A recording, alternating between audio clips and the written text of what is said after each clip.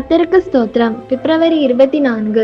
கிறிஸ்துவுக்குள் பிரியமானவர்களே, அனுதினமும் தேவனோடு.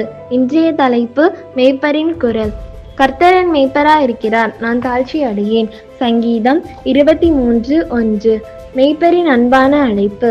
மேய்ப்பனின் மந்தைகளை நாம் கவனித்தோமானால் அவை மிகவும் மகிழ்ச்சியாக எந்த ஒரு பயமுமின்றி மேய்ப்பனை பின் செல்கிறது. அதுபோல மனுஷர்களாகிய நம் ஒவ்வொருவருடைய வாழ்க்கையிலும் ஒரு மேய்ப்பன் இருந்தால் எந்த ஒரு கவலையும் இல்லாமல் மகிழ்ச்சியாக வாழ்க்கையை தொடரலாம். இயேசு கிறிஸ்துவே நம்முடைய மேய்ப்பர். அந்த மேய்ப்பரின் சத்தத்துக்கு செவி கொடுத்திருக்கிறோமா? அவர் பின்னே ஓடி போயிருக்கிறோமா? அப்படியானால் அவர் நம்மை புன்னகையுடன் தோளில் சுமந்திருப்பாரே. மேய்ப்பரின் அன்பினால் மெய்சிலித்திருப்பீர்களே. சரி, நான் மேய்ப்பனின் சத்தத்தை கேட்டதில்லை, அவருக்கு பின் சென்றதில்லை என்று சொல்லுகிற ஆடா நீங்கள்? அப்படியானால் உங்களைத்தான் மேய்ப்பனானவர் தேடி அலைகிறார். 100 ஆடுகளில் ஒன்றை காணவில்லை என்று தேவன் உங்களுக்காகவே பரிதவிக்கிறார். நீங்கள் எந்த புதரில் சிக்கி கொண்டிருந்தாலும் கவலை தேவையில்லை.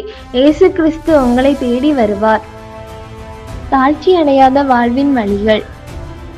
நீங்கள் அவருடைய சத்தத்துக்கு செவி சாய்த்து அவருக்கு பின் செல்லுங்கள். சத்துருவாகிய ஓநாய் உங்களை துரத்தினாலும் இயேசு கிறிஸ்துவே நம் சத்துருவை விரட்டும் கோலும் தடியுமானவர்.